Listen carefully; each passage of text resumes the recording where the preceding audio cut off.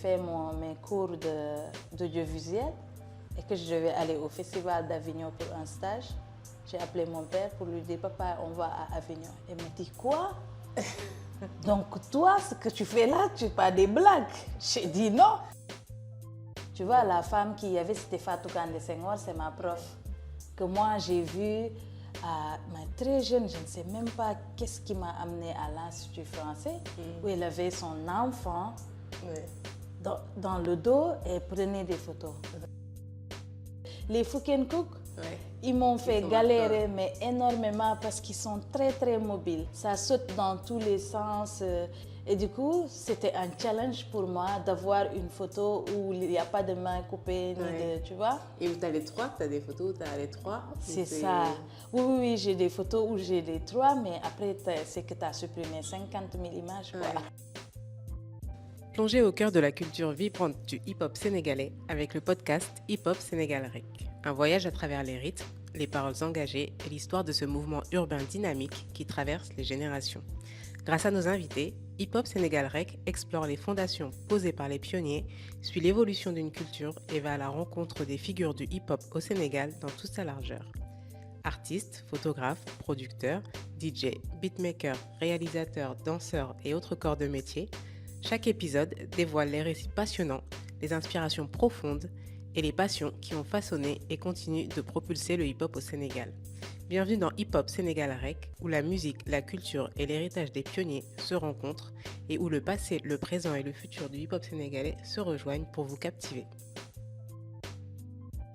Ina Thiam, plus connue sous le pseudo d'Ina Makosi, est la première invitée féminine de Hip-Hop Sénégal Rec. Photographe de renom et activiste du mouvement, elle nous raconte ses débuts dans le hip-hop, sur les traces de ses frères et sœurs du côté de Guédiawaye et Pikine dans la banlieue de Dakar. S'il a d'abord été une simple passion, le hip-hop a vite pris une place considérable dans sa vie personnelle et professionnelle. Le hip-hop l'a amenée à s'intéresser à la photographie et aujourd'hui, elle en a fait son métier.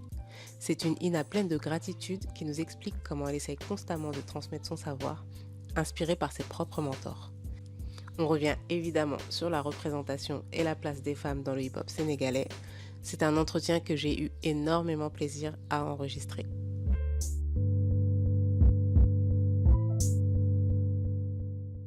Ndeye Fatou Thiam, aka Ina Makosi, et tout simplement Ina. Est-ce que tu peux nous dire d'où te vient ce surnom? C'est une longue histoire. Tu sais, Ina, ça veut dire maman en Diola. Et puis Makosi, j'ai lu un livre de Aimé Césaire qui parle de Lumumba. Et les périodes les plus difficiles où Lumumba était limite persona non grata, il pouvait faire ses rencontres politiques que dans un bar qui était tenu par une femme qui s'appelle Maman Makosi. Ok, ça vient de là. Ouais. Donc j'ai lu ce bouquin, j'étais très jeune. Hein? Ouais. Mais en grandissant, je demandais en fait, Makosi, ça veut dire quoi? Ça veut dire la sagesse. Ok. Et quand en lingala, mais en swahili, ils disent Makosi. C'est séparé. Et c'est les sages. C'est un peu la même chose. Ok, donc tout tourne autour de la sagesse. Ouais. Ok. C'est une belle histoire, c'était pas Je suis une amoureuse du Congo. Mais j'ai jamais été. Mais pourquoi? Parce que Lumumba ou...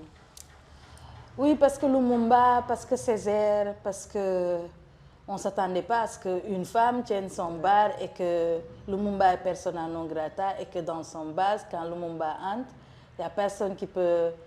Et se dit, tu peux venir dans mon bar, quoi. Ouais. Donc, pour moi, c'est un signe de force, mais c'est aussi signe de confiance. Ouais. Okay. Bien vrai qu'il soit dénigré, mais elle avait quand même confiance à ce que Lumumba faisait, à mon avis. Donc, ouais. Est-ce que tu peux te présenter pour ceux qui ne te connaissent pas? Je suis Ina Thiam et je signe Makosi, Ina Makosi dans mon travail artistique. Je suis photographe, vidéaste. Je suis très très intéressée par tout ce qui est archives dans le hip-hop. Ouais. Je suis un pur élément du hip-hop. Et je suis aussi passionnée de sport, notamment le basket. C'est ça.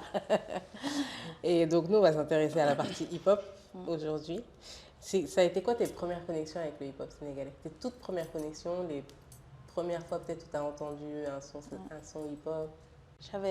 J'ai mon frère, je suis issue d'une famille, une grande famille, mais il y en a deux, je suis plus proche d'eux, genre ma grande sœur Absa qui est décédée maintenant, paix à son âme, et mon grand frère Bakary. Absa était dans la même école que certains rappeurs à Pékin. Okay. Donc les Pinal Gang et puis un groupe de reggae. Et donc elle était dans le hip-hop. Et moi j'étais très jeune. Mais je la vois, elle ressemblait à une rappeuse. Quand tu dis très jeune, t'avais quel âge à peu près? J'avais déjà elle, quand elle était au collège, j'étais au primaire. J'avais genre pas plus de 10 ans, 11 ans, quoi. Ouais. Okay. 11-12 ans. Et je me rappelle un concert de Daredi Family. Ouais. Moi, j'étais en primaire. Et elle était au collège à Fadil Diop. Et elle m'a amenée au concert. C'était au collège, le concert? C'était au collège. Ouais. Et à Fadil Diop, il y avait tellement de monde qu'il y a un bâtiment qui est tombé. Attends, t'avais quel âge? Ben là, c'est genre, j'avais 12 ans, quoi. J'étais Ouais. très petite. Et donc, c'est soit Absa et puis Bakary qui écoutait beaucoup de hip-hop américain. Absa, c'était du hip-hop local. Genre, moi, je l'entendais écouter des Human, des Coalition Nyamumba. Et Bakary qui était genre... qui écoutait des hip-hop américains, genre des Eminem, tu vois, tout ce tralala. Okay. Et oui, j'ai baigné dans ça. Ça, c'est mes souvenirs de très jeune, écouter les Onyx où c'est très dur à écouter, du Wu-Tang.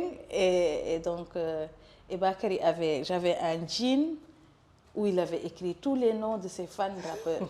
Okay. Donc il y avait un DMX derrière et tous les noms, tu vois. Et à l'école, genre là j'étais au collège. Et voilà, c'est vraiment eux là qui m'ont mis dedans. Qui t'ont baigné dedans. Et tu te souviens du moment où tu en es devenue vraiment amoureuse? Enfin, c'est peut-être venu plus tard, peut-être que là tu baignais juste dedans et que tu écoutais, mais est-ce qu'il y a un moment où tu t'es dit mais le hip-hop et moi c'est une grande histoire d'amour? Ça va, à partir de là, ça va être une grande histoire. C'est plutôt au lycée. Au lycée, Limamoulaye, je faisais partie de... En fait, il y avait des danseurs qui répétaient là-bas déjà. Et il y avait des battles de danse qui étaient organisés par des collectifs à Guédiawaye. Et là, j'étais très danse en fait. J'aimais beaucoup la danse. C'est en ce moment-là je me suis sentie très très intéressée par ce truc-là. Et puis ensuite j'ai participé au foyer qui organise les concerts annuels. Et c'est là où j'ai vraiment commencé à me sentir bien dans ce mouvement ou à m'intéresser un peu plus aux gens, à ce qui se passe, à qui est qui. Ouais, c'était au lycée. Et ce qui est intéressant, c'est que tu étais beaucoup déjà dans l'organisation. Là, c'était le foyer, donc tu étais déjà dans l'organisation. Parce que là, on va en parler après, mais ton travail, c'est beaucoup, tu disais, dans l'archivage, dans l'organisation, dans la gestion, etc. En plus d'être photographe. Mais là, du coup, tu étais déjà dans le mode... Oui, j'étais au lycée, il y avait, moi, ce qui m'intéressait surtout, parce que pendant le foyer, il y a les sabars, il y a les kermesses, il y a les trucs. Et moi, je m'intéressais au concert de rap et à la danse. Comment on fait la programmation, qui on programme et pas l'autre. Et le budget, comment on paye, aller voir les artistes et démarcher, ça c'était mon truc. Parce que en même temps, ça me permettait de découvrir, de connaître les artistes que je ne connaissais pas forcément. Mais aussi, c'est le concert, quoi. C'est la partie que je kiffe le plus. Donc, participer à l'organisation, c'était... Ouais. Donc, j'étais déjà dans l'organisation. Et tu avais déjà une sœur dans le hip-hop. Donc, du coup, en fait, est-ce que ta famille, quand tu es une femme, quand tu es une fille, à l'époque, tu es une fille, au Sénégal, d'être dans le hip-hop, tes parents, ça les dérangeait pas trop? Parce que le hip-hop, c'était pas non plus la musique traditionnelle par excellence. Ouais, j'avoue. Tu sais, nous, on a, genre, dans la famille, moi, par exemple, à mon âge, mes parents, ils étaient trop vieux pour s'occuper de moi, quoi. Ok. Tu vois, c'est les grands frères qui t'éduquent. Ouais. Mais en même temps, si tu as des... si tu as des grands frères qui kiffent tes propres copines, tu te dis, mais te fous pas de moi, tu as regardé ma copine, donc je fais ce que je veux. Ouais. Tu vois ce que je veux dire? Et puis, moi, honnêtement, c'est quand il savait, moi, mon père, il m'a dit un jour, je sais que j'ai su depuis le début que tu étais différente. Ma grande sœur, après, elle a arrêté, elle s'est mariée, elle était dans autre chose. Mais sinon, chez moi, il n'y a pas de sportif ou d'artiste, quoi. Ouais, donc ta sœur, c'était juste une phase, en fait. Oui, alors c'était que toi, c'est une phase qui dure encore. C'est ça a duré. Et quand je suis allée au début à Africulture urbaine, genre, il se disait, ma mère, mon grand frère me disait, toi, tu te fous de nous, tu as le bac S2, tu fais 2 ans à l'université, après tu traînes avec des hommes. Genre, on ne sait pas ce que tu fais pendant 2 ans. Et quand j'ai fait mes cours d'audiovisuel et que je devais aller au Festival d'Avignon pour un stage, j'ai appelé mon père pour lui dire, papa, on va à Avignon. Il me dit, quoi? Donc toi, ce que tu fais là, tu pas des blagues. J'ai dit non. Je vous ai dit depuis le début. Sérieux? Oui, parce que lui, il écoute France 24, RFI, il connaît le cinéma. Donc, il me dit, tu sais, c'est quoi le festival d'Avignon? Genre, il veut m'expliquer. Je dis, non, calme-toi, je sais. Et donc, c'est là qu'ils se sont mis. Au début, ils se disaient, non, c'est un jeu d'enfant, elle va arrêter. Elle va revenir à la raison. Ouais, c'est raté. Ça, c'est le côté hip-hop. Le côté photo, quand est-ce que tu es devenue photographe? Quand est-ce que tu te considères? Quand est-ce que tu t'es considérée? Comment est venue ta passion pour la photo déjà? Et après, quand est-ce que tu t'es considérée officiellement comme une photographe officielle, professionnelle? La photo, c'est vraiment lié au hip-hop. Hein? Parce que moi, quand je suis venue à Africulture urbaine, genre, j'étais venue parce que je suis intéressée par la musique, le DJing, la programmation, la production musicale, quoi. Africulture urbaine, c'est la maison des cultures urbaines qui est située à Pékin, c'est ça? C'est ça. Et donc, moi, ce qui m'intéressait, c'était la musique, la production. Et quand je suis arrivée, il y a eu un projet qui s'appelle Hip Hop Academy, où il y avait un centre de documentation, plus des formations en entrepreneuriat culturel, audiovisuel, graphisme. Et moi, le centre de doc, ça me parlait parce que j'aimais beaucoup la lecture. Ça me parlait, mais c'était bien, ça pourrait être légitime. Genre, ça pourrait légitimer... Crédibiliser un peu ce que tu faisais. Ce que je faisais par rapport à ma famille. Genre, je disais à ma mère, tu sais, moi, je tiens une bibliothèque, genre un centre de documentation. C'est quelque chose de plus concret que juste être dans le hip-hop, organiser des choses. C'est ça. Et donc, pour ce centre de doc, il fallait que j'apprenne le management, il fallait que j'apprenne l'audiovisuel. Le centre de doc, l'objectif, c'était d'avoir des livres qui parlent de l'histoire du hip-hop européen et africain et que les chercheurs de l'école des arts, ils peuvent venir consulter. Mais c'était surtout de créer de la documentation parce que nous, on n'en avait pas. Genre, dans tout le stock de la bibliothèque, tu n'as pas de livres qui parlent du hip-hop sénégalais ou africain, où il y en a peu. Il y a aussi des écrits académiques. Et moi, mon travail, c'était de suivre le hip-hop, tout ce qui se passe comme événement, de faire des photos, de faire des vidéos. Il fallait que j'apprenne. Donc, c'est là que je me suis inscrite à la Hip Hop Academy pour faire de l'audiovisuel. C'était même pas de la photo, c'était pour le global. Le global.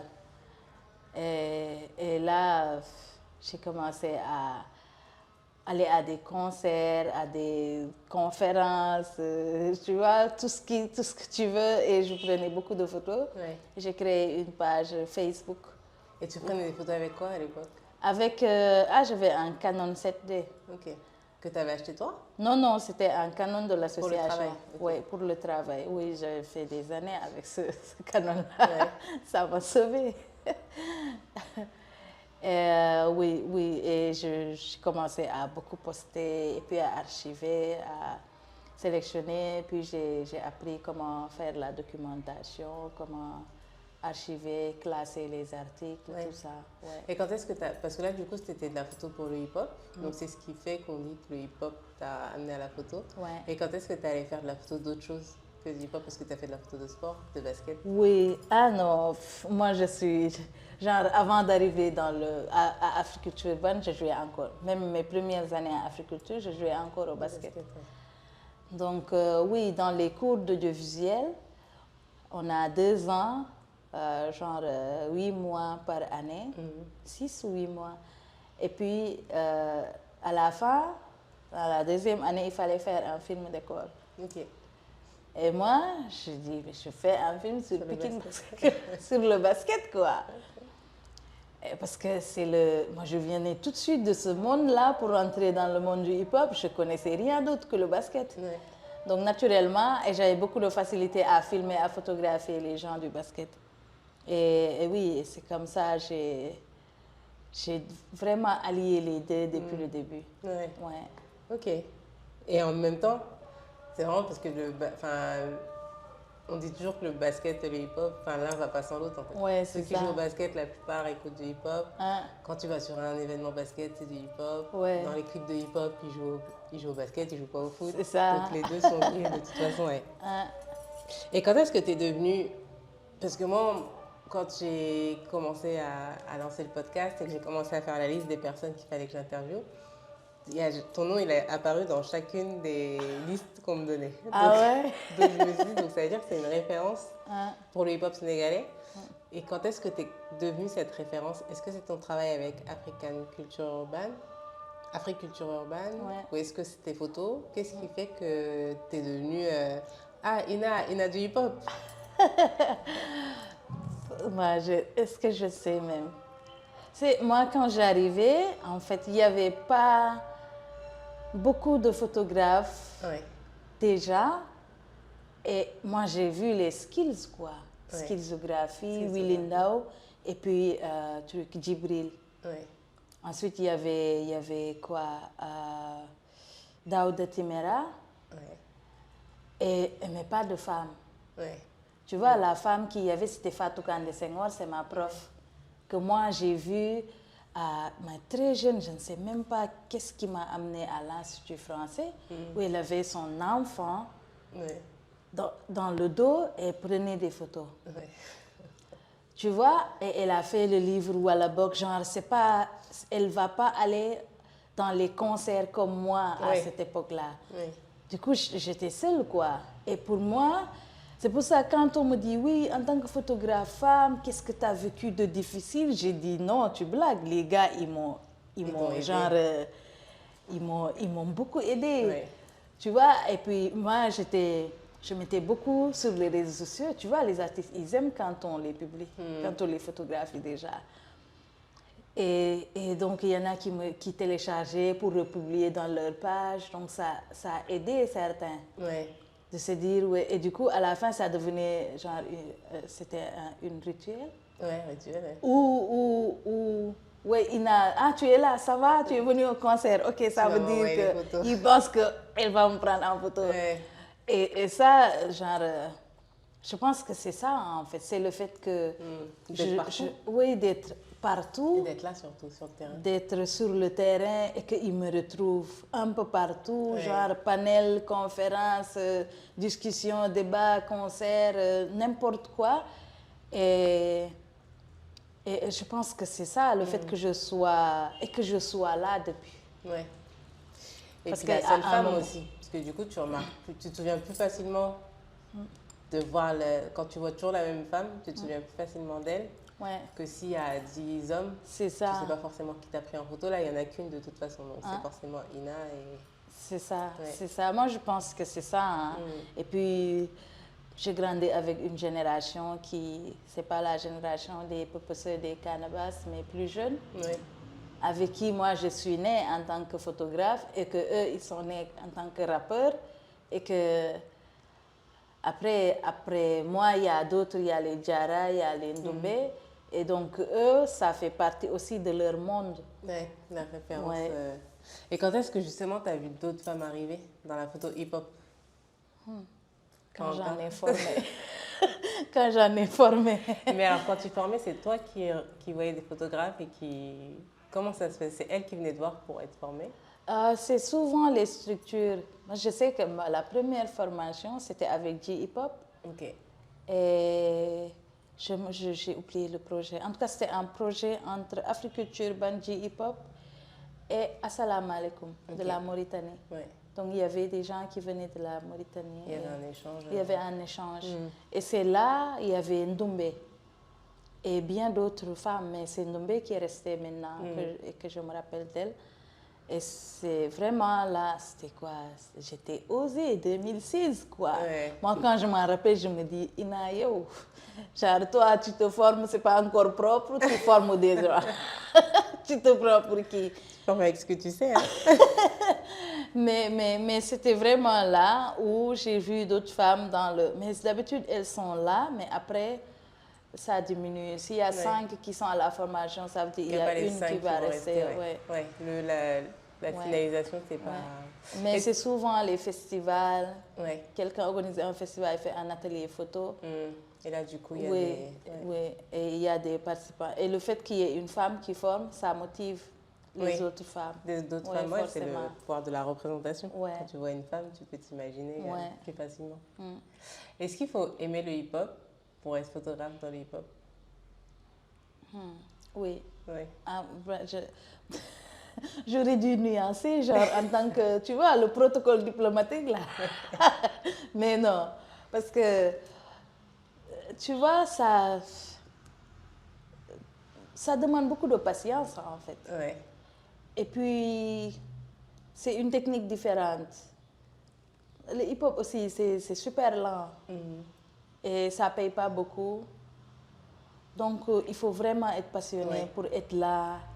Et continuer à être là, quoi. Même si on fait autre chose, mais il faut vraiment, sinon, il y a beaucoup de gens qui sont dans les téléfilms, dans les séries, dans les télés, qui ont commencé par le hip-hop. Oui, maintenant, ils sont dans d'autres... Et tout à l'heure, tu m'as pas répondu.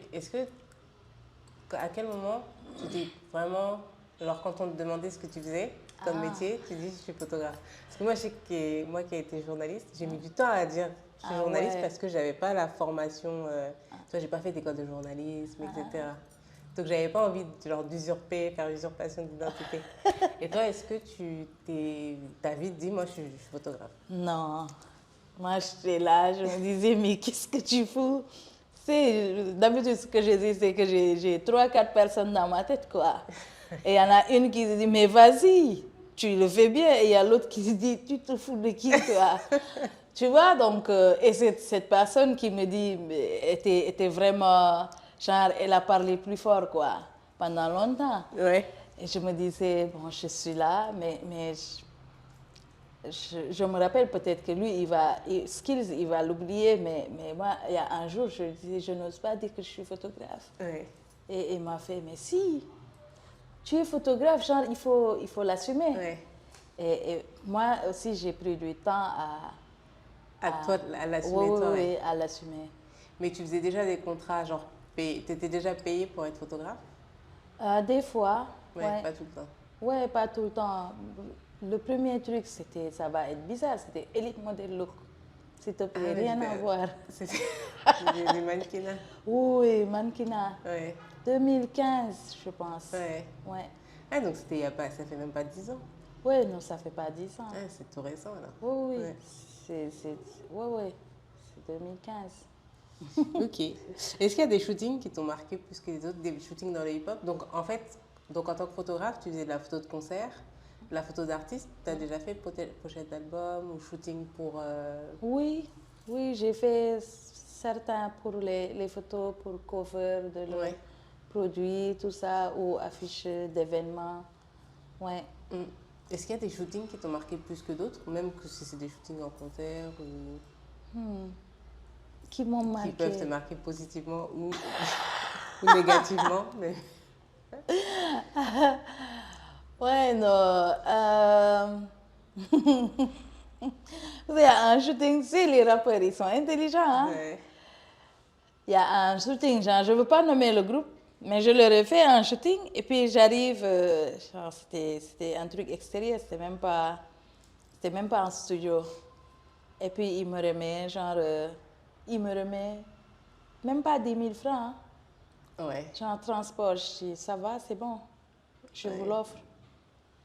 Et pourtant, j'avais rien. Hein. Ouais. Mais on n'en avait pas parlé. Avant le shooting. Avant le shooting. Et donc, et ça a fait un truc de complexe. Ouais. Genre, la personne était gênée, quoi. Oui, parce que... Elle ne s'attendait pas à ce que je que dis, tu l'offres. Oui, oui. Il me dit, non, c'est du transport. Je dis, non, si je suis venue jusqu'ici, c'est que j'ai le transport pour rentrer. Ouais. Mais je vous l'offre. Ouais. Et ça, je pense que c'était pas prémédité. Hein. Ouais. Et puis, mais ça m'a permis, parce que d'habitude, comme ils se parlent entre eux, ça lui permet de lui ce qu'il va amener. Ouais. Parce que si jamais j'avais pris cet argent-là, c'est ce que lui, il va rapporter chez les autres. Ouais. Il m'a payé et que c'est ça qu'il m'a donné. Et puis moi aussi, ça m'a permis d'être digne aussi. Ouais. Ouais, tu veux dire que si tu avais donné 100 000 francs, tu aurais pris? Parce que 100 000 francs, c'est ce que tu pourrais payer pour un shooting. Mais 10 000 francs, là, c'est genre... oui, c'est rien. Oui, c'est ça. Et ça aurait continué, en fait. Oui, oui. Oui, en fait, les gens t'auraient pris et t'auraient payé le transport et puis c'est tout, quoi. Et puis c'est tout. Ouais, ouais. Et comme je sais qu'ils se parlent entre eux, donc ça, là, il va le dire à ceux qui l'entourent. Et c'est du bouche à oreille, on est comme ça. Et moi, je voulais que ce soit ça qui parte, quoi. Et il n'a pas voulu prendre ça. Donc, du coup, avant de m'appeler, tu vas réfléchir deux fois. Ouais. Ok. Ouais. Et aujourd'hui, tu fais encore des shootings... là, tu t'es payé pour ce que tu fais, donc en professionnel, mais tu fais plus du tout de shooting gratuitement? Non, sauf si... tu vois, l'artistique aussi, c'est un feeling. C'est comme un coup de foudre, quoi. Ouais, avec la personne que Avec la personne. Si tu fais du portrait, tu as des gens, ils te marquent, mais... Ouais. Et des fois, ça m'arrive j'ai envie une tête d'exploiter cette tête-là, tu vois. Donc c'est même plus pour toi? Oui, c'est plus pour moi. Pour la personne. Oui, et d'autres fois aussi, il y a des fois où c'est des jeunes artistes, des rappeurs qui me disent « Écoute, moi, je veux faire un shooting. » Mais moi, je te dis, je ne te donne pas le prix du shooting, mais je ne te le ferai pas gratuitement. Par principe. Par principe, pour que tu saches que ça, c'est un boulot qui mérite d'être payé, tout ça. Ouais, ça que ça soit pour le hip-hop que pour le sport aussi. Pour d'autres choses, ouais. Et il y a des artistes avec lesquels tu as aimé particulièrement travailler, ne serait-ce que pour, comme tu dis, des fois tu as des personnes avec qui des visages que tu veux shooter, etc. Ou alors parce que vous vous entendez bien, vous êtes bien entendus, des trucs comme ça. Spécifiquement des artistes. À chaque fois, je dis que s'il y en a un qui t'avait marqué, tu l'aurais sorti là. Ouais, tout de suite là. Moi, j'ai tout de suite pensé à Poposer. Ok. Oui, je ne sais pas une personne à qui j'ai fait un shooting ou truc. Ouais. Mais moi, j'aime bien sa tête. Ok. À chaque fois que tu fais, comme je fais des studios photos aussi, il y a certains concerts où j'installe un studio photo spécifique à cet événement. Ouais. Sur le concert? Sur le concert. Okay. J'ai fait ça pour les 30 ans du Festa de Sache. Les 30 ans de hip-hop. Oui, sur des événements. Oui, et moi, je sais que j'aime bien la tête de Poposer. Okay. Un portrait comme ça. Ouais. Si c'est sur scène, parce que la scène aussi, il y a des artistes, les Fukenkook, ils m'ont fait galérer, mais énormément, parce qu'ils sont très, très mobiles. Ouais. Ça saute dans tous les sens. Et sur c'était, scène, oui. Et du coup, c'était un challenge pour moi d'avoir une photo où il n'y a pas de main coupée, tu vois. Et où tu as les trois, tu as des photos où tu as les trois. C'est ça. Oui, j'ai des photos où j'ai les trois, mais après, c'est que tu as supprimé 50 000 images, quoi. Okay. Tu as réussi à en avoir une où les trois sont là, yeux ouverts, etc. Et ça, moi, je profite de ça pour remercier les artistes, hein. Parce que, et le hip-hop, parce que moi, j'ai eu, je peux frapper à toutes les portes, les gens, ils m'ouvrent leurs portes, je peux appeler n'importe qui, juste parce que je fais de la photo, quoi. Ils soutiennent. Et j'ai appris, parce que comme c'est un travail technique, c'est comme tu conduis une voiture chaque jour, tu la maîtrises, quoi. Ouais. C'est la même chose. Et c'est Plus ça, tu conduis, j'ai eu... plus tu maîtrises. Ouais. Ouais. Et justement, pour parler un peu technique, quand tu fais de la, je sais pas si c'est de la pochette d'album, ou en tout cas si c'est une commande d'un artiste, c'est quoi le processus? C'est lui te dit ce qu'il a en tête, ou alors tu as libre, j'imagine que ça dépend, mais est-ce que des fois tu es carrément libre de faire ce que tu veux? Est-ce qu'il te fait confiance complètement, ou est-ce qu'il y a une direction à suivre? Ouais. Ça dépend en fait des artistes. Moi, le processus que j'utilise d'habitude, c'est fais-moi écouter les sons. Oui, je veux sortir un produit. C'est quoi le titre? Ouais.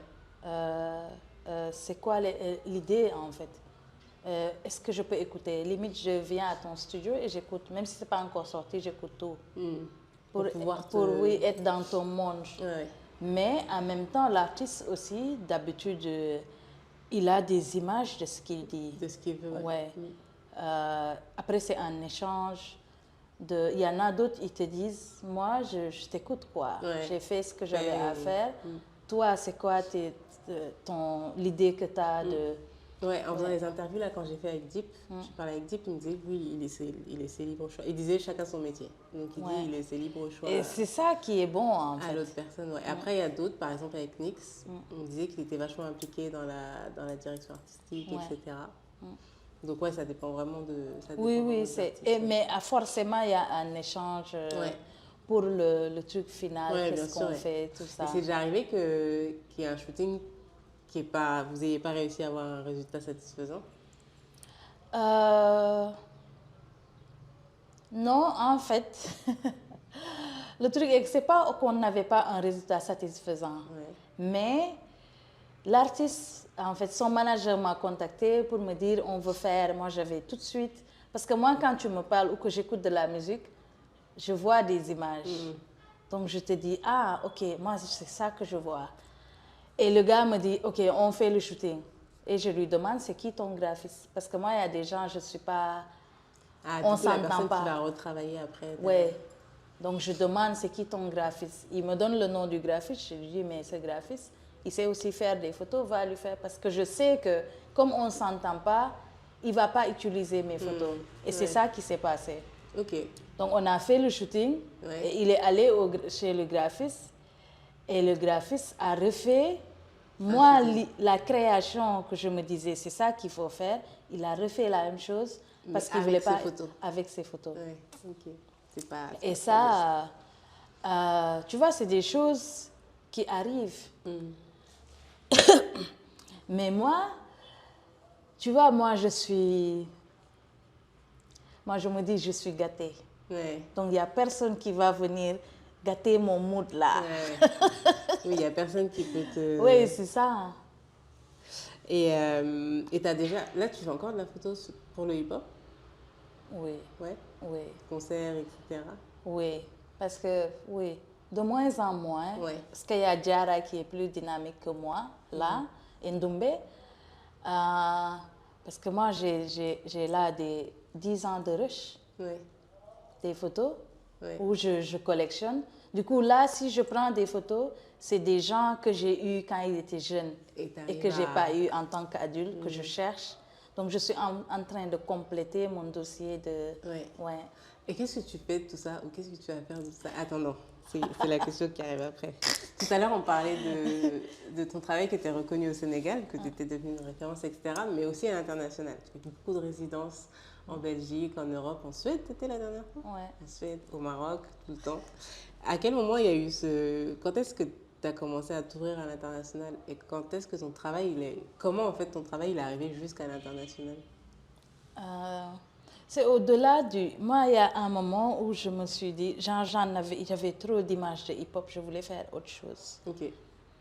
Parce que j'ai commencé à rencontrer les Touré Mandemori, je voyais le travail de Fatou Kandé au-delà de ce qu'elle fait dans le hip-hop.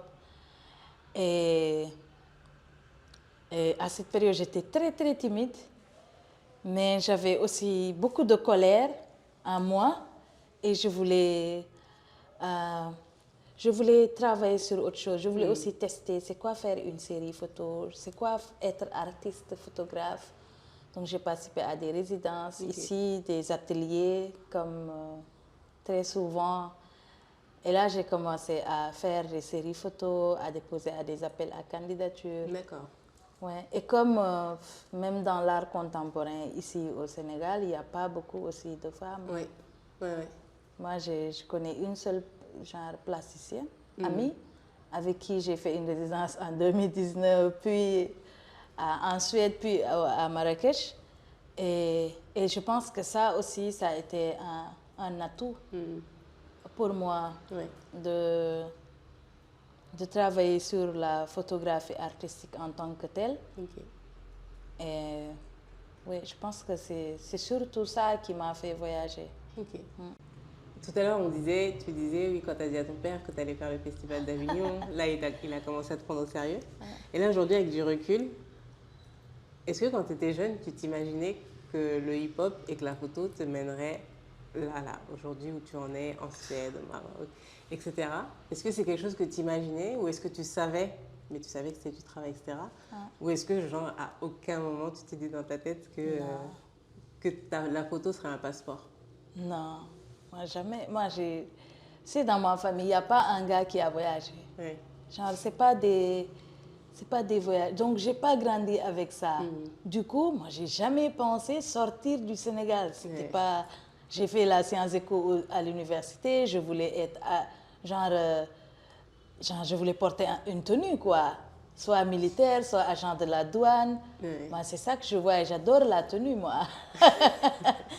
Donc, la photo, non. Vraiment, c'est quelque chose que je n'avais pas du tout imaginé. Ouais. Et au fur et à mesure, tu t'es quand même rendu compte que, j'imagine, au fur et à mesure de tes différentes résidences que tu as fait, etc.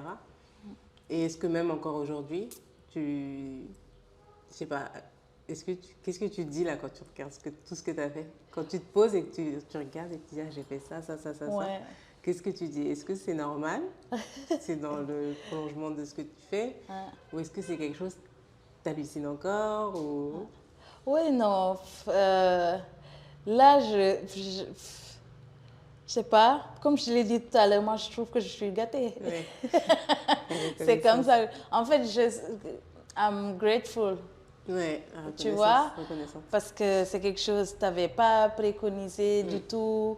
Et puis, tu as énormément de gens autour de toi qui t'aiment comme ça, qui apprécient tout ce que tu fais. Des fois, je me dis, mais toi, là, tu exagères. Parce que moi, naturellement, je suis une personne, j'ai énormément de questions. Je me questionne tout le temps. Je questionne mon travail, je questionne, genre, limite, genre, oui, tu es toujours avec Sira, mais tu lui sers à quoi, Sira? Tu vois, c'est des questions que je me pose, en fait. Et tu es là pourquoi? Et pour moi, c'est ce qui fait que je fais comme si je suis toujours une nouvelle qui vient d'arriver dans la scène hip-hop, qui fait des photos, qui vient d'arriver dans une résidence. Moi, la moindre chose m'éblouit. Tu te considères comme chanceuse. C'est ça, je me considère. L'humilité. C'est l'humilité, tout simplement. Est-ce qu'il y a eu une ou deux photos? Est-ce qu'il y a une photo, ou même peut-être plusieurs, mais qui font ta notoriété? Genre, est-ce qu'il y a une photo, genre tout le monde sait que cette photo c'est Ina? Genre une photo qui a fait ta notoriété. Ça doit être une photo de la série des poubelles qui s'appelle L'envers du décor.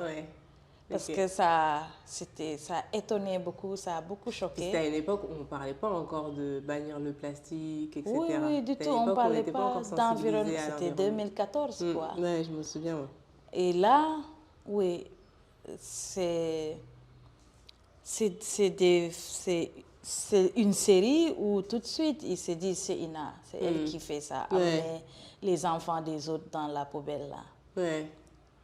Et pour revenir un peu sur Pikine, Pikine, c'est quand même un gros point d'ancrage du hip-hop sénégalais. C'est une grosse scène du hip-hop sénégalais, et notamment grâce au travail de Afrique Culture Urbaine. Comment vous, à l'époque où tu y étais encore, ou tu y es encore, je pense? Oui, je suis encore. Oui, tu y es encore. C'est quoi le mood Ouais, c'est quoi le mood à Pikine en fait? Oui, parce que moi, je pense que cette notoriété-là, c'est dû à le moment où ça s'est installé, où l'association a vu le jour. Ouais. C'était 2006, 2005, il y avait les grosses pluies où beaucoup de gens ont perdu leur maison et que c'était intense à Pékin. Et que Matador, lui, son objectif, c'était de faire un concert et de prendre les recettes du concert pour donner aider. ça. Ça, c'était en 2005. Oui. Ouais. Et il y avait le directeur à ce moment du complexe qui lui dit, mais venez vous installer. Ouais. Faites votre concert, mais moi, je vous donne un bureau. Oui, donc lui, il voulait plus qu'un concert d'un soir. C'est ça. Il voulait que... C'est un peu le hip-hop qui a pas redonné vie, mais qui a redynamisé un peu... C'est ça. Et puis, tu vois, les associations, genre, on disait que oui, ça n'allait pas marcher, ils vont s'engueuler pour de l'argent, et qu'après, c'est resté, et que tu vois, ça avait Festa 2H, quoi, avec Onyx à Dakar, genre Youssoufa à Dakar, même année. Tu vois, ça, c'est fort quand même. c'est des gros moments. Oui, c'est de gros moments et ça a fait énormément de formations. Des DJ, de l'entrepreneuriat culturel, des graphistes. Finalement, c'est devenu un acteur de... C'est ça, donc ça a formé énormément de gens et je pense que c'est ça aussi... le hip-hop avait besoin de ça. Ouais. Et du coup, de se structurer un peu, ça permettait un peu de se structurer autour de cette structure-là. C'est ça, et de créer genre d'autres métiers au-delà de l'artiste en tant que tel, parce que c'est des choses, nous, on ne savait pas. Il y a l'artiste, c'est que lui, alors que maintenant, il y a... Il y a la prod, il y a le beatmaking, il y a la réal, il y a beaucoup de trucs, Ok. Et tout à l'heure, tu parlais du travail d'archivage que tu faisais. Je sais que tu fais un gros travail d'archivage du hip-hop. Comment ça se matérialise? C'est de la photo essentiellement, ou il y a aussi, tout à l'heure, tu disais que comme tu avais travaillé à la bibliothèque, c'est aussi du texte. Comment ça se matérialise? Et surtout, c'est quoi l'objectif? Est-ce que sur du moyen terme, long terme, il y a un objectif de livre, de film, un truc un peu concret, quoi? Moi, des fois, j'ai comme l'impression que j'ai une baguette magique. Moi, je veux un musée hip-hop, tu vois, qui est là, grand, avec des projections de films, avec tout le hip-hop retracé en génération. Moi, je garde pour ça. Je ne sais pas, peut-être que ça sera après ma mort, mais les rushs seront là. Tu vois, quelqu'un aura fait, parce que tout ça, tous les musées qu'on voit, c'est que quelqu'un a commencé quelque chose, mais la finalité, limite, la personne n'est même pas là. Et l'idée, c'était de faire un livre photo, un truc. J'en ai fait 2, 3 des livres photos. Mais... Un documentaire, vous avez... Oui, j'ai fait un premier documentaire 2000, je ne me rappelle plus, avec les filles, genre les femmes dans le hip-hop à cette période. Et puis ensuite, j'ai fait 5 capsules vidéo sur des pionniers du hip-hop. Mais ça, on les retrouve où, ces vidéos? Sur TikTok, ma sœur. TikTok. Parce que moi, l'idée, en fait, le truc est que la jeunesse, les gens, ils lisent pas. Ils vont pas à la bibliothèque. Il faut que tu crées un... Limite, tu les suis. Et moi, j'ai mis le documentaire sur TikTok. Les filles étaient là. Elle m'a insulté de tous les noms parce que c'est l'image... Son image, il y a 10 ans, quoi, 2014. Tu vois, et moi, ça, c'est fort pour moi. Tu regardes ça et tu es fier de toi, quoi. Parce que le travail que tu as abattu, la personne que tu es devenue aujourd'hui. Mais que ça soit accessible aux gens. Parce que la problématique, d'habitude, c'est ça. C'est qu'il y a des données, il y a des archives. Mais elles sont où? C'est pas accessible, rangé quelque part et personne... C'est ça. Et du coup, comme on parlait des femmes là, dans le hip-hop, c'est quoi justement c'est quoi la présence des femmes dans le hip-hop au Sénégal? Je sais qu'en photo, par exemple, vous êtes 2, 3. En rappeuse, il y a beaucoup de rappeuses, il y a beaucoup de DJ. Il y a aussi de la danse, elle est assez... Oui, la danse, Les danseuses sont très... représentées. Oui, très représentées. Je pense qu'elles battent le record. Et c'est trop bien. Après, la représentativité, elle est problématique, hein? Ouais. Dans le rap, dans le DJ, dans la photo, dans le graphe, Ouais. c'est encore pire. Bon, Dans le graphe, j'en connais une ouais. ou deux. Oui, il y en Je a. pense une ou deux, ouais. Il y en a. Il y a Zenix qui a fait un graph Ouais. hall, qui a formé d'autres. Et il y a le RBS Crew. Ils ont des femmes quelques aussi. femmes, ouais. Ouais. Mais tu vois, aujourd'hui, moi, je ne me demande plus la représentativité, mais où est-ce qu'on en est? Est-ce Ouais. qu'on a cette assise-là? Parce qu'on a l'obligation, genre, moi, en 2014, j'ai filmé une dizaine. Où est-ce qu'elles sont? Où est-ce qu'elles sont aujourd'hui? C'était ça l'objectif aussi, de se dire, est-ce qu'elles sont autonomes? Genre, en termes techniques et financièrement aussi. Ouais. Comment elles s'en sortent? Parce que c'est pour ça qu'on ne va pas se réveiller dans 5 ans pour encore se battre pour une Des représentativité. femmes dans le milieu, ouais. Ouais. Et justement, dans 2014, tu dis que tu en avais filmé une dizaine. Elles sont devenues quoi? Elles sont encore rappeuses? Elles sont encore dans le hip-hop?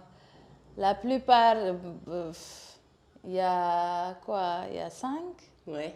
qui sont encore là. Ah, ok. Le reste, il y a LB, il y a OMG, il y a Kenai Chassi, elle est pas rappeuse, elle est truc.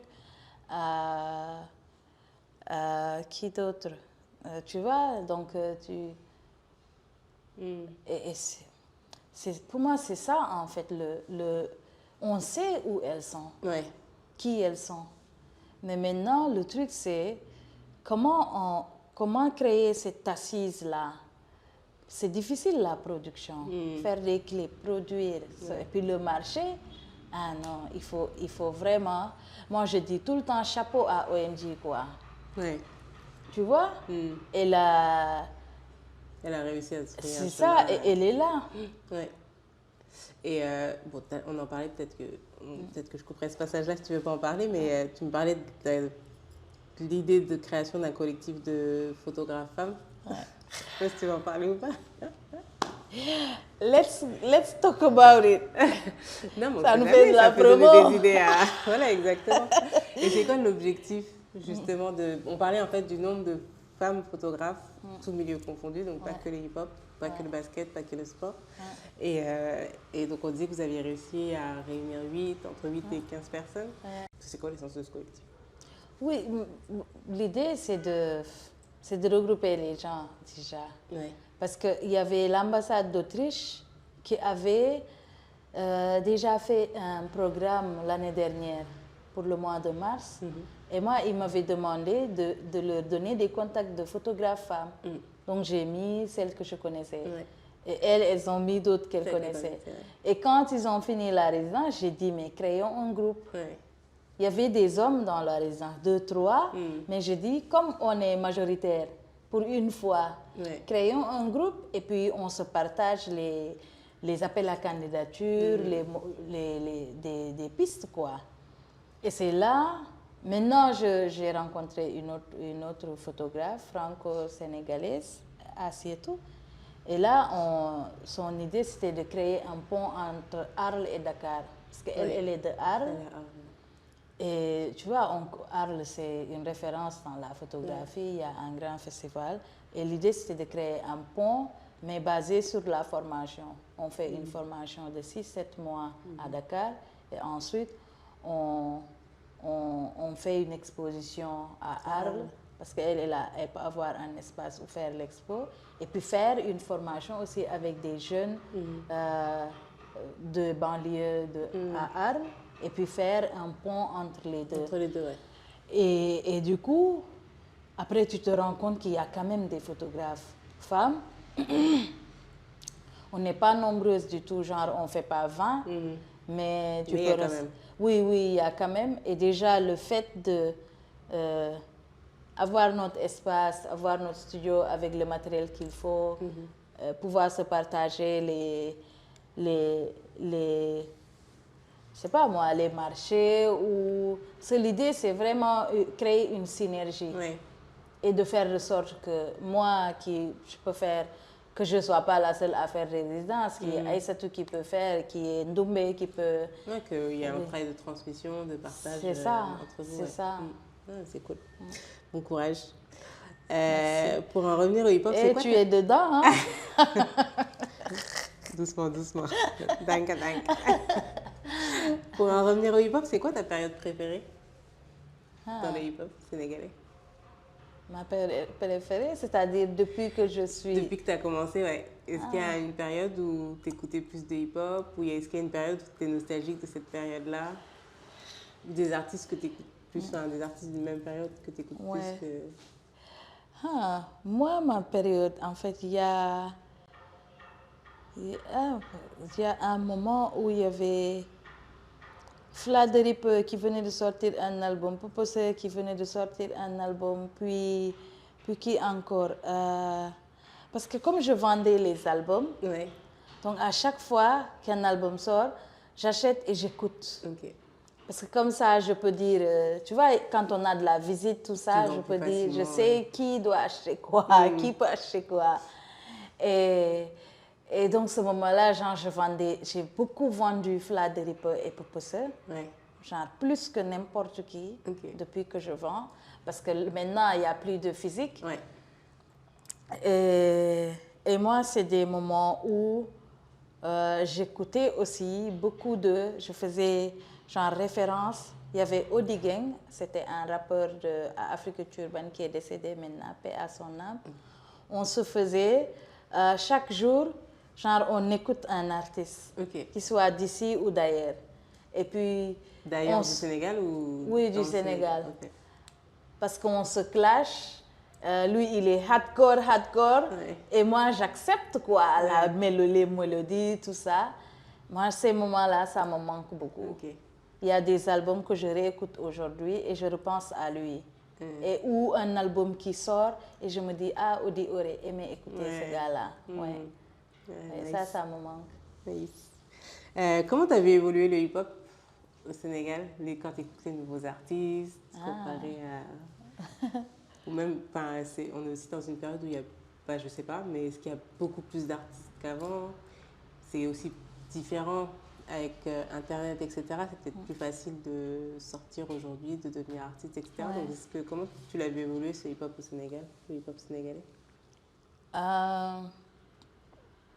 Moi, je trouve qu'avec le digital, les plus intelligents se sont formés ou ont créé une direction artistique dans leur coin. Parce que tu vois, le digital, ça rend...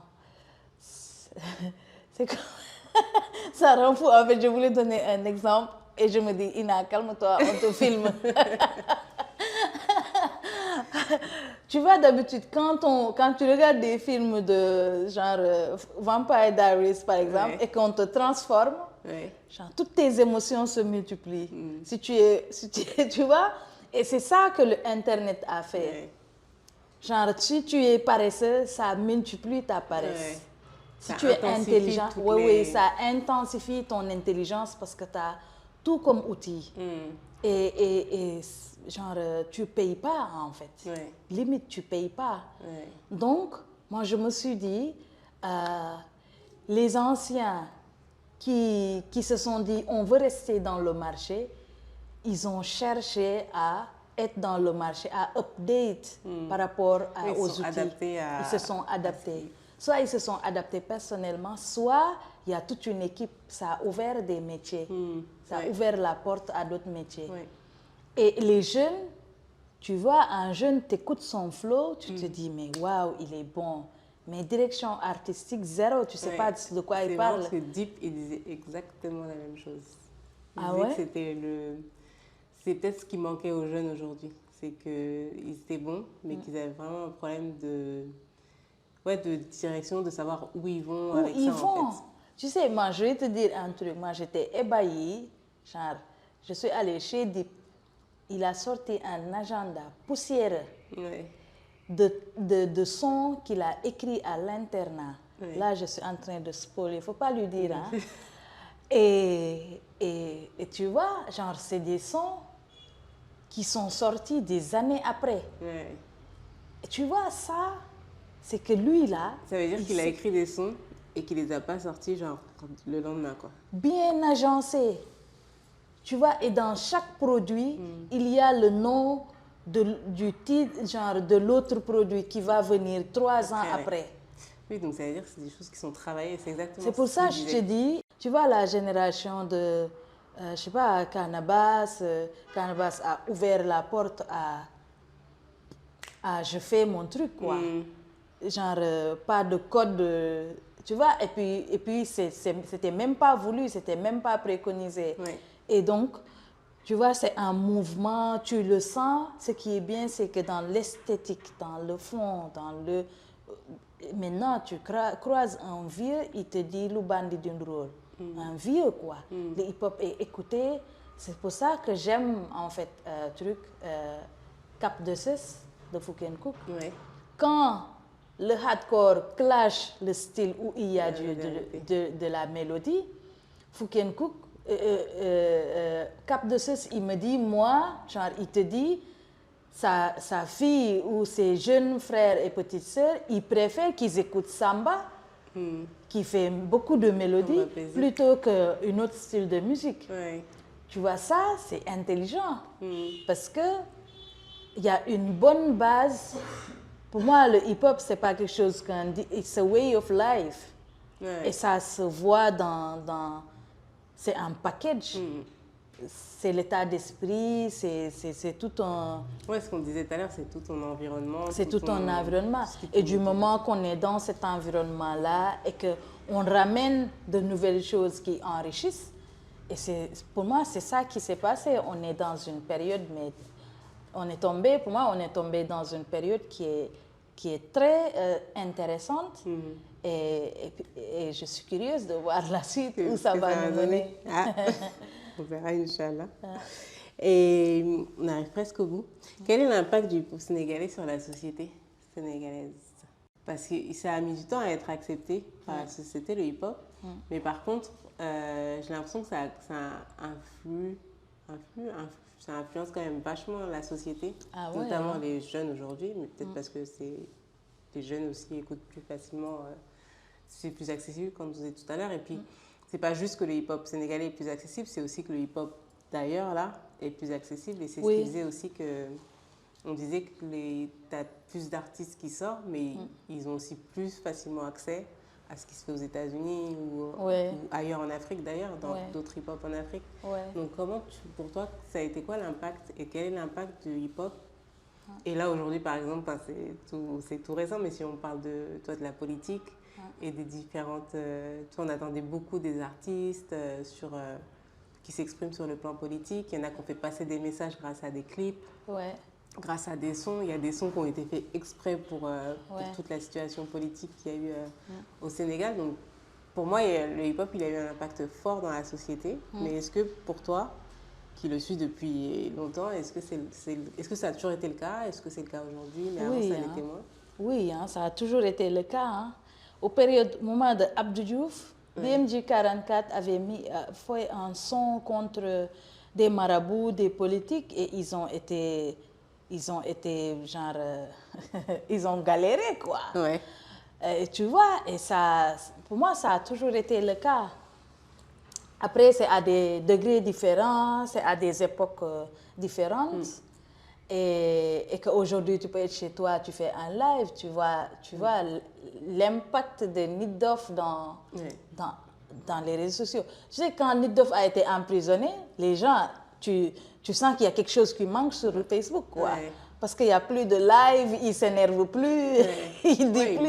Il manque au truc. Et quand il a été libéré aussi, ça a été... Et tu le sens, en fait. Et moi, je me... D'ailleurs, il est reparti sur le terrain dès qu'il a été libéré. Tout de suite après.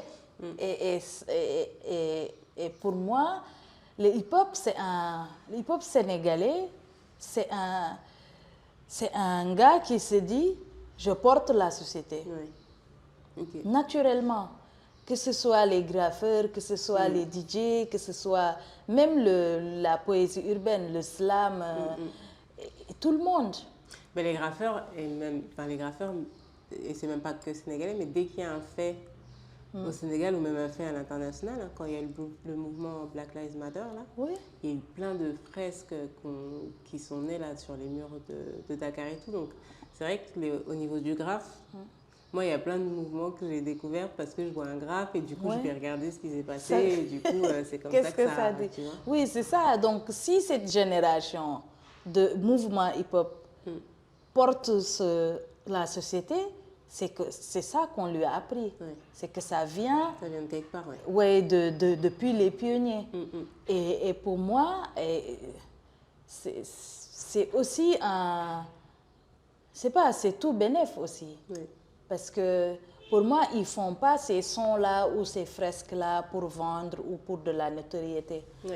Tu vois, c'est un sentiment. Oui, c'est pas que commercial. C'est pas que commercial. Ouais, c'est un sentiment. Moi, je pense que ce sentiment-là, c'est. Moi, ce que j'aime pas dans la création, c'est du fast-food. Oui. C'est que le public te demande, oui, c'est le moment il faut que tu fasses quelque chose. Oui, mais tu es qui pour me demander fais quelque chose? Genre, mets des frites, pas de salade, tu vois. Mais il y a des créations, il y a des sons où tu sens que la personne là, il parle avec le cœur. Parce qu'il est vraiment touché, ça l'énerve vraiment. Mais DJ, son dernier album. Mais les instituts français ont boycotté. Mais il savait. Oui, il sait à quoi. Il sait à quoi s'attendre. Pourtant, il l'a fait. Donc, pour moi, pour moi, c'est trop bien parce que c'est la chose où, en l'unanimité, on est d'accord, ils ont tous ça. C'est comme une piqûre qu'on les a mis. Et pour moi, c'est ça qui fait parfois la particularité de ce hip-hop-là, qui n'a pas beaucoup de moyens, qui galèrent pour faire des choses où les artistes ne sont pas vraiment bien payés, les droits d'auteur, c'est problématique. Mais qui est là quand la société a besoin. Qui se retrouve à un nid d'off, quoi. 2 ans sans rien. Pas de carrière, show of the year, pas de... Tout son staff, tout le monde est low. Et ça, tu le décides parce que tu es engagé, parce que tu veux te battre. Mais quel artiste? Pour moi, il faut être un hip-hopper pour prendre une telle décision. Si tu n'avais pas été photographe, tu aurais fait quoi? Ah, waouh, j'aurais été danseuse, s'il te plaît. Waouh. Non, sérieusement, moi, j'adore la danse. Mais au-delà du basket, tout ça. Encore plus que le basket ou... Non, moi. Merci. Et la question finale, avant mes questions classiques, c'est des petites questions. C'était mieux avant ou pas? Est-ce que tu fais partie de ces gens qui disent c'était mieux avant? Non. Moi, tu sais, ce qu'il y avait avant, il y en a aujourd'hui. Donc il y a plus, parce qu'il y a ce qu'il y avait avant, en plus de ce qu'il y a aujourd'hui. Autre chose. Vous êtes très sages, les Sénégalais. Parce que tous ceux à qui j'ai demandé m'ont dit non. Non. Non, moi, c'est les Zundumu, les Fouken. Moi, j'adore la musique. Grosse caisse claire, point. Puis une voix qui... tu vois? Mais en même temps, genre... moi, je peux kiffer tout de suite je sais pas, un Cap ou un BMJ. Ou, tu vois, quelque chose de très différent.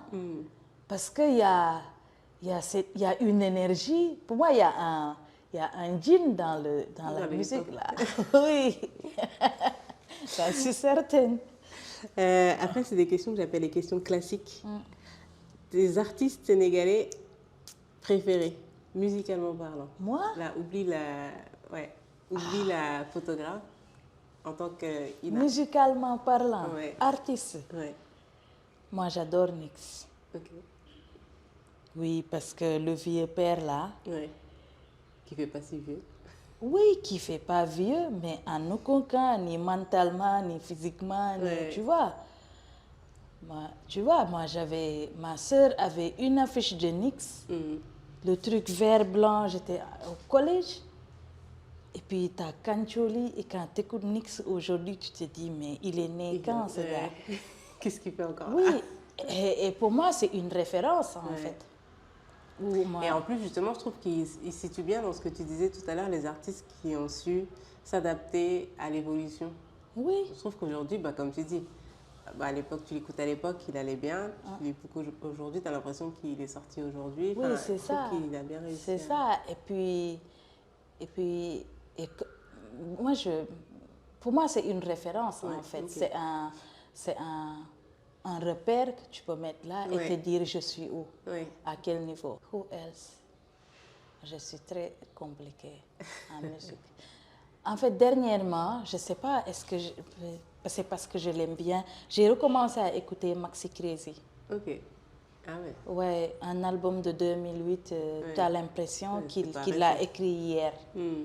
Tous les sons, hein, et qui est très bon techniquement, qui est très sage. Moi, je dirais que c'est le...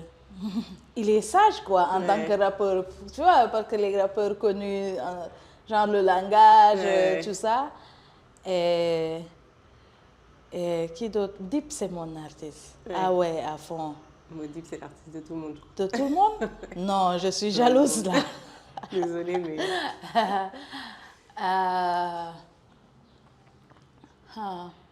OMG. Ok. Ouais, musicalement, genre, des fois il y a des sons, j'écoute et j'ai l'impression de ne pas connaître la personne. Ouais.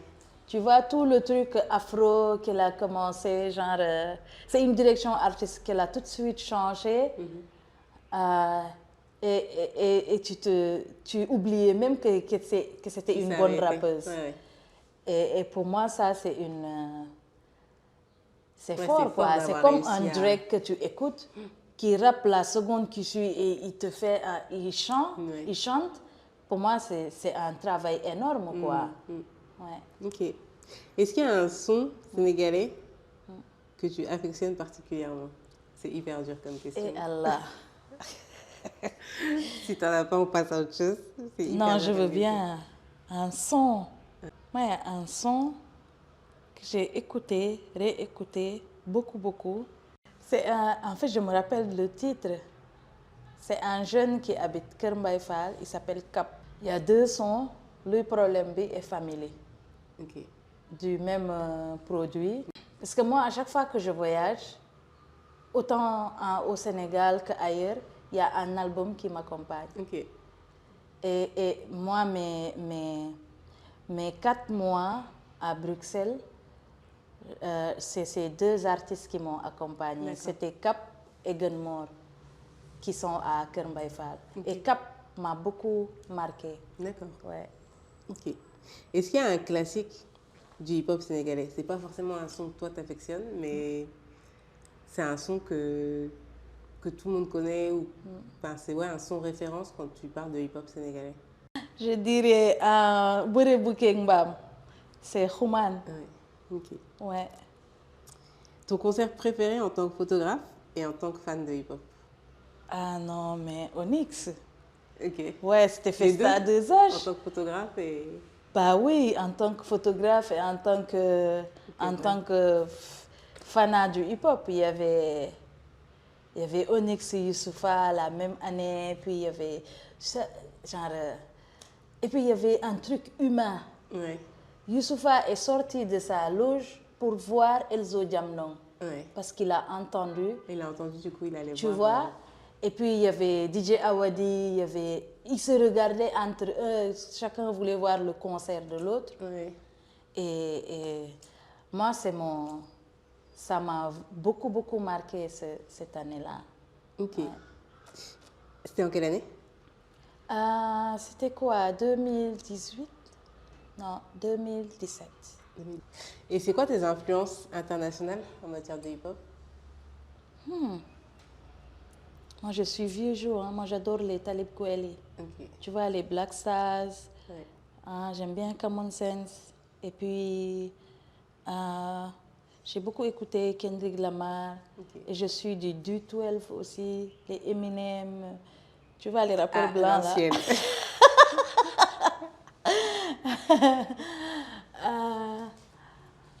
Oui, et là, c'est beaucoup plus J. Cole. Ouais. Oui, Moi, donc à ça, c'est l'ancienne mon aussi. style à Ouais, l'ancienne. Ouais, ouais. ouais. Sinon, Drake, Ok, ouais, un peu style. Wow. ok. Ben, merci beaucoup, Ina, pour cet entretien. Ah, j'ai parlé C'était des. hyper intéressant. J'espère que cet épisode vous a plu. Un grand merci à Ina pour son temps et pour les confessions. Je vous invite à aller écouter les autres épisodes de Hip Hop Sénégal Rec sur toutes les plateformes de podcast et à nous glisser 5 étoiles. À bientôt!